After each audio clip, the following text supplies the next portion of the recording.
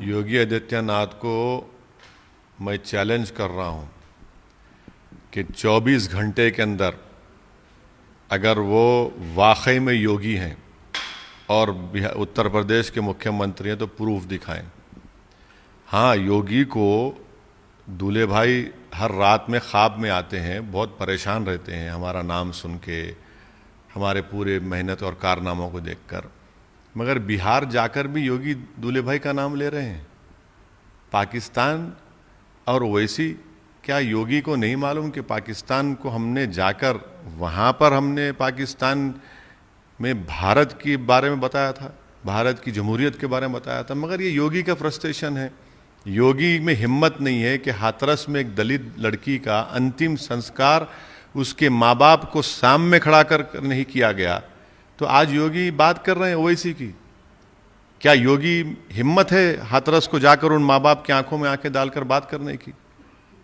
Election हो रहा है बिहार का और पाकिस्तान, अरे हम नहीं नाम लेते पाकिस्तान का, तो इनकी ये ख्वाब में भी पाकिस्तान, दिन में भी पाकिस्तान, जबान पे भी इनके पाकिस्तानी है।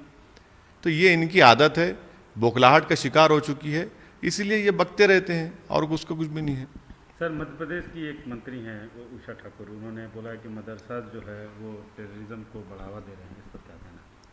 तो फिर आपके प्रधानमंत्री, देश के प्रधानमंत्री नरेंद्र मोदी हर साल 120 करोड़ रुपए मदरसा मॉडर्नाइजेशन को क्यों दे रहे हैं? बंद कराइए ना उसको। पहले 120 करोड़ रुपए देते हैं, उत्तर प्रदेश में मदरसों को मिलता है, बिहार में मिलता है, तो बंद कराइए ना इसको। क्यों दोगलापन करते हैं? और मदरसों में कितने पढ़ते हैं मुसलमान? चलिए, मदरसे अगर आपकी बात है तो स्कूल खोलिए ना मुसलमानों के लिए, स्कूल खोल के दिखाइए। स्कूल नहीं खोलेंगे, मुस्लिम इलाकों में पुलिस स्टेशन खोलेंगे, अस्पताल की जगह शराब खाने खोलेंगे और आप कहेंगे टेररिज्म। अरे ये बीजेपी तो देश की आज़ादी में इनका कोई रोल नहीं था। यही मदरसों से अंग्रेज़ों के खिलाफ जिहाद का फतवा इशू किया गया था। देश की लड़ाई में महात्मा गांधी, नेहरू और के साथ खड़े वाले यही मदरसे के उलेमा थे। इनको देश की तारीख ही नहीं मालूम, इसीलिए सिर्फ नफरत पैदा करना मुसलमानों के ताल्लुक से ये इनका मिशन है। सर, एक इंटरव्यू में कहा कि आरजेडी और कांग्रेस बीजेपी को नहीं रोक पाएंगे। बिल्कुल, इसलिए कि 2019 के चुनाव देख लीजिए आप।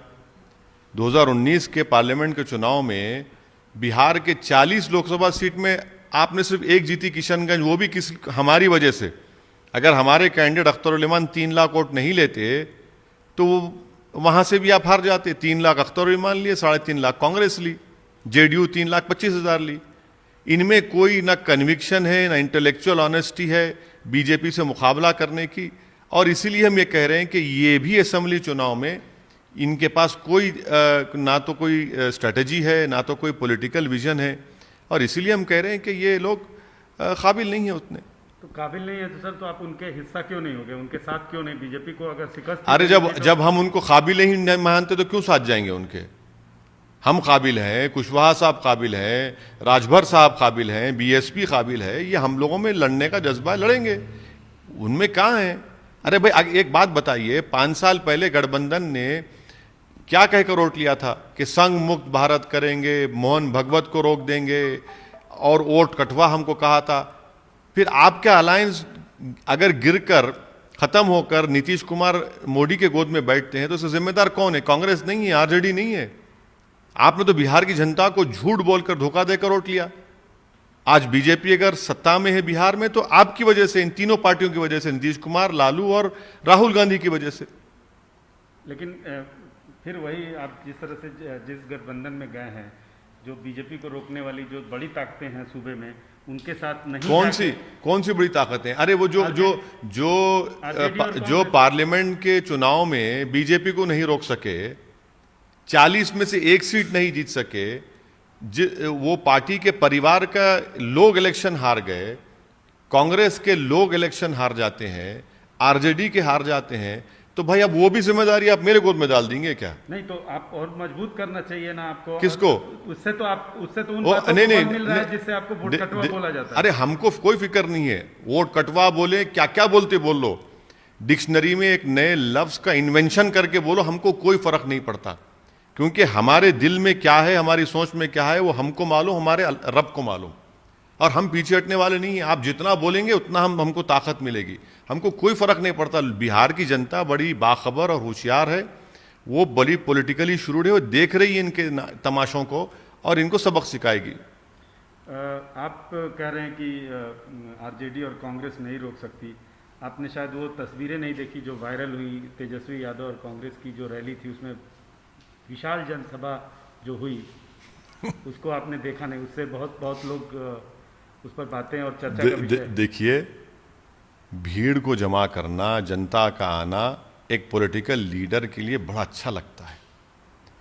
हमारे भी सभाओं में लोग हमारी स्पीच को सुनने के लिए बहुत आते हैं, मगर चैलेंज ये है कि उसको वोट में कन्वर्ट करना, वो सबसे बड़ा चैलेंज है।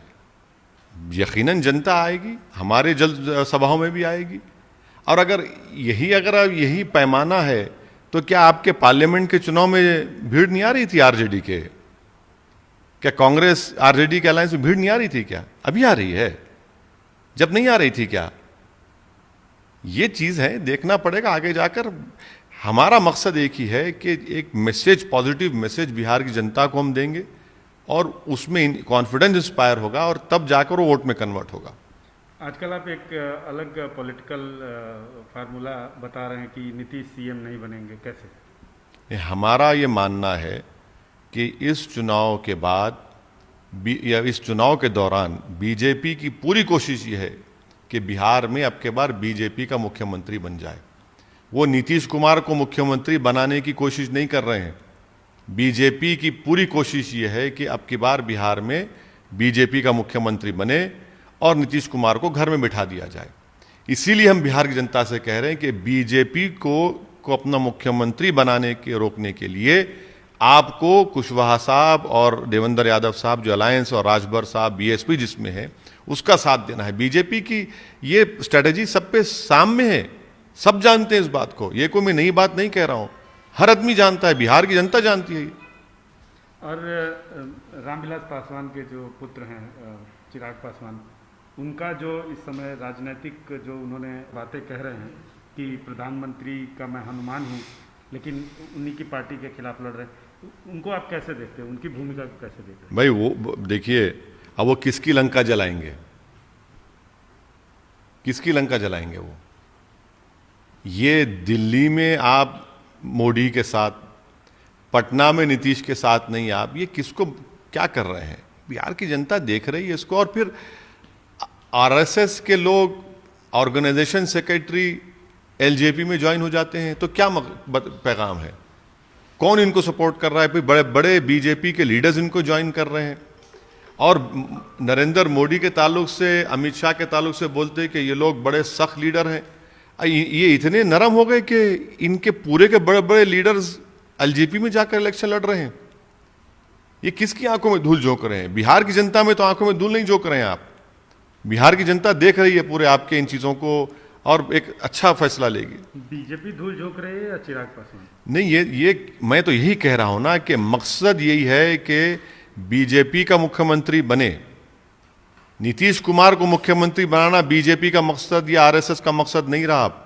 इनका मकसद यह कि अब के बार नीतीश कुमार को बिहार का चीफ मिनिस्टर ना बने, बल्कि बीजेपी का बनाए। और हम बिहार की जनता से कह रहे हैं कि आपने 2019 के चुनाव में आरजेडी को, कांग्रेस को वोट दिया, वो नाकाम साबित हुए। अपने वोट को, आपका कीमती वोट है, उसको जाय होने मत दीजिए, उससे नुकसान होने मत दीजिए, अपना फायदा कराइए और कुशवाहा साहब और देवेंद्र प्रसाद यादव, बीएसपी, राजभर साहब की अलायंस को वोट दीजिए। एक अंतिम सवाल सर, जो आपका गठबंधन है, आपके विरोधी, अरे भाई, ये जो तोपें तो चली नहीं 19 पार्लियामेंट चुनाव में।